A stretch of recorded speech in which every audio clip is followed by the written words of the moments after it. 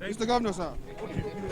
Okay, so thank you very much. This is less than 6 hours, and you can see that all hands are on deck, right? So this is a model that we're throwing out all of the models over this weekend, right? As you can see, men are on ground, right? All of the reflectors and all of the equipment that they require are on ground. All of the road functions are on ground, right? So I'm here to also to supervise things for myself, and it's not really as bad. What we've seen as tailback is over the weekend, there's always a lot of movement on Third Mainland Bridge, on both sides, right? On both sides, heavy movement on Third Mainland Bridge on both sides for various reasons, you know. So that's why you see the tailback, and you can see that the part that has been shut down is less than 6 kilometers, right? And that's why you have, so people even coming from Motorist, they can still have access to the bridge up onto Adekunle, and they can detour and go. We're back right on the right hand side, and we're going back towards Motorist. So the communication there is patience, right? That is really what we need to tell our people, is patient. Men are on ground to correct them, to help them out. It's just that 10, 20 minutes patience that you need before you can wrap up and you can come back to your lane. And once this is done, in no time, all of us will get used to it, right? And it will be seamless. The contractor is coming to site from tomorrow, next tomorrow, and they'll start fixing this thing, right? And 3 months' time, we'll flip to the other side, we'll do the same thing, and our life will get back again. So there's no point to panic looking at... Absolutely not. Absolutely not. Absolutely not. Well, Absolutely not. I spoke to a few motorists about using the alternative route, and a few of them, one or two of them... Work in progress, you know, there's no way you can eat an omelette without breaking the egg. There's so many things that we're fixing all together, right? We needed to fix Costain, you know, was an old bridge. We needed to do a new bridge. Unfortunately, something happened on Eco Bridge. If you climb from Alaka, right, the bridge gave away. We cannot take chance, right? If you're on a bridge, if you have a 20% failure, you need to fix it. You don't manage it. And so the contractor is there. Bid well. If you go under Igomu, you see that they put, you know, the piles there, and that bridge is all being constructed and remodeled. So part of the things that we're working with MPA. You can see Opefa is also my advisor, and we're trying to see how, you see, economy must continue to move on. It's a big city. This is a massive, massive city. Part of our solution, long-term solution, is how do we get people to move on waterways? How do we get people to move on the rail? We've just also opened up the Ilaje, you know, Bariga jetty there.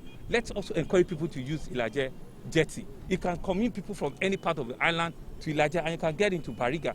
Those are some of the conversations we need to have. By the time also, in a fairly short time to long time, we'll finish our rail. Then life will get a lot better. 95 to almost 100% of our people use the road. That's why, and it's a big, go anywhere in the world, you cannot use only one means of transportation. You need to use other means of transportation. That is our medium to long-term plan to be able to, I mean, solve all of the traffic problem. But like I said, the number one solution is patience. Our people need to be a bit more patient, you know, and obey, you know, all the traffic officers that are on route, and it will just give us a positive experience. The much talked about Fourth Mainland Bridge. Absolutely, we're working on it. You know, we've shortlisted from 32 that we started about 6-7 months ago. It's been reduced to like 6 bidders that are still remaining, and so they are going through the very extensive RFP. We're doing biometric study on the water. They're doing all of the charts to know the water and everything. All of those study, government has to do it. Environmental impact assessment, these things take. They need to actually do 2 seasons. So help us communicate. These things takes a while. It's going to be there. You will see it. In 2 years, you will begin to see the bridge cross. From Badore, it will begin to go to Ikeja. It is a real, and it will come to reality. Thank you very much. Thank you, sir. Thank you. Don't push on the road, though.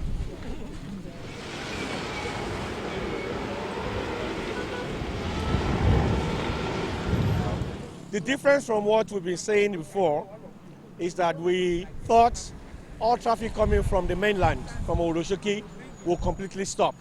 But we now realize that the engineers, the contractors would not be working on that section of the other side of the bridge.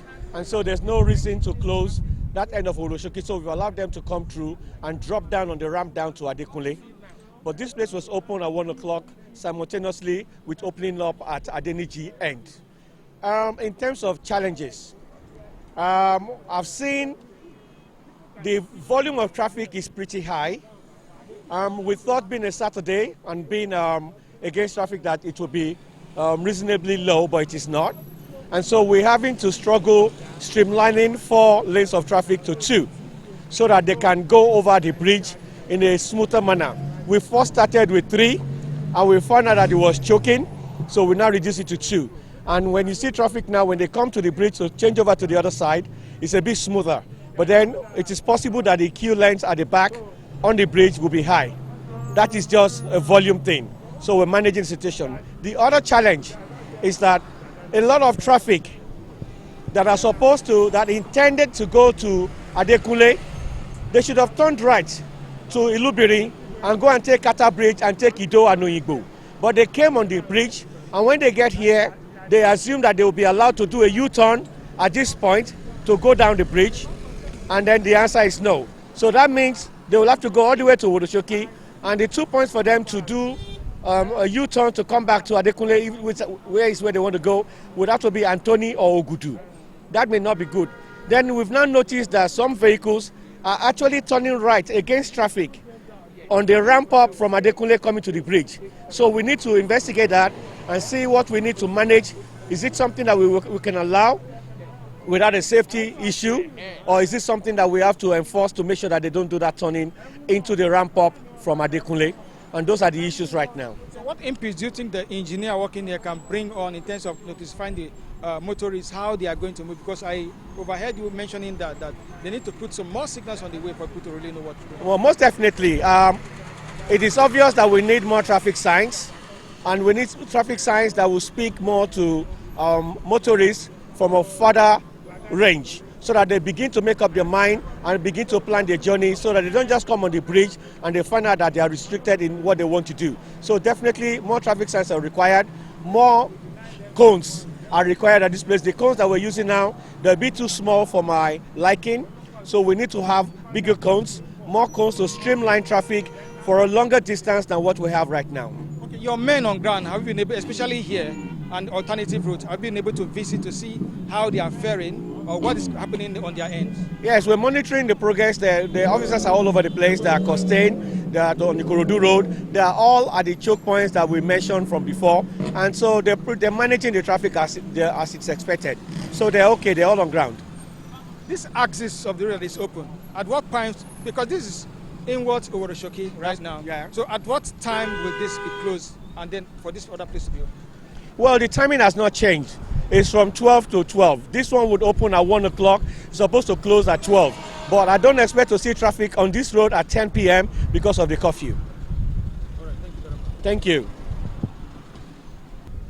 Well, my designation now, I'm the Assistant Corps Marshal in charge of Federal Operations, Road Safety Headquarters, Abuja. So the Corps Marshal said I should be here to give a helping hand to the sector commander, being that I just left Lagos not quite long. I understand the terrain and what all this entails. We were also meeting at Abuja while they were also doing their own meeting here. So we have come to really give support to them.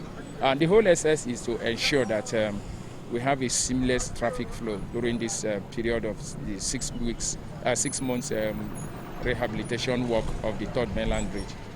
You can see that today is the first day that we are now experimenting the switch in the traffic.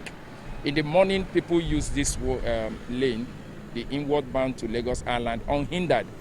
But in the afternoon, you will need to switch the traffic from the Adeniji-Adele axis into the same inward bound lane and switch it back here at this Ebute-Metta axis. We are at the Ebute-Metta axis now, and I'm here to see how all the traffic management plan we've put in place, how it's playing out, and that's why I'm here now.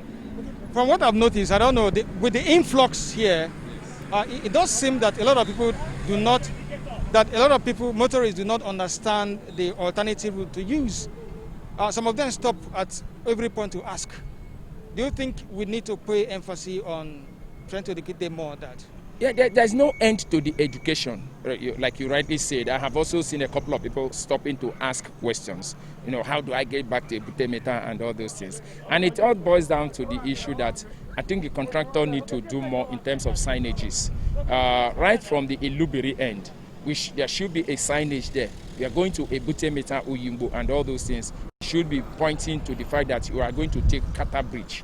in the afternoon like this, you have to take Kata Bridge for you to go and connect to Ido or Yimbo, or you're either going towards Ijoro Lakba and climbing up to Echo Bridge, you know. So we will continue to educate. You are aware that we have been on air over these past 2 weeks, educating the motorists, but there's no end to it. We'll continue to educate. And I can assure you that after the first 1 week, I think everybody will get familiar with it. When I came here earlier, I saw people on ground. I think, unless otherwise, if we don't have men on ground to really monitor the situation, I saw people building 4 lanes into this small portion that takes them out of Lagos. If you look at what happened initially when we got here, that was just when the road was switched initially. They came with that upsurge of 4 lanes. If you look at where they are turning into, you notice that cannot take 4 lanes. It can't even take 3 without they bumping into themselves. So we needed to use that code and now de-alienate it for you to know that, honestly speaking, the only thing that can enter that ramp conveniently and out without having any conflict is 2 lanes. And that's why we had to spread ourselves using the traffic law to also de-alienate the lanes so that they will know that, oh, it's only 2 lanes that can actually take you here and take you off. By the time we perfect this very well, people will actually come in here with speed and even just go off like that. All this clog in traffic is because this is just the initial minutes of the whole exercise. I know that with time people will get used to it and they will learn. And what is here is that we need to also, from the Adeniji Adele end, streamline it such that we don't have the kind of clock in traffic we are having now, which is what I was sharing with the GM last month. I said, look, we need to also move this backwards up to the Adeniji Adele axis. And as a matter of fact, also, and I mentioned it in our meeting with the contractors, as you are coming from Obalende and you are coming from Ikoyi, where the traffic now merged, we need to start from there, streamline this traffic. And we need a barrier. We told them that we need those plastic barriers that we can actually put water in and use it to de-alienate this traffic properly so that you don't enter. You know that you are going to end in 2 lanes. So why 4 lanes? So we need to start from ab initio, from that Obalende Ikoyi intersection and streamline this traffic so that everybody can use this place seamlessly. Man, I think it is not good enough. Because we have been in this traffic for more than 30 minutes now. So you can see we are just moving little by little. So, one thing is this, I didn't mean they have finished that on Costain down to Ojota. It wouldn't have been like this. But just as you can see, we have been coming right from Adeniji, just like this. Why didn't you use the alternative route? I don't think that will even be fair. I think this place will be better than Costain. Even yesterday and even day before yesterday, it was tedious. So using the alternative is not even the way. I better go through this way. Yes, my dear brother, it wasn't easy at all. It was an ethic. It took ethic for where we will start from. Osborne. In fact, it's a very, very serious something. So government should help us. It's not easy. What about alternative routes have been provided for you? No any alternative route. Oh. There's no any alternative route. No any alternative route to pass. So you're not aware of the alternative routes, or they are not? They are. There's not. In the morning when we pass through Costain, in fact, all the road is supposed to patch, they have not patched it. Everything was still there, spoiled. So it wasn't easy at all.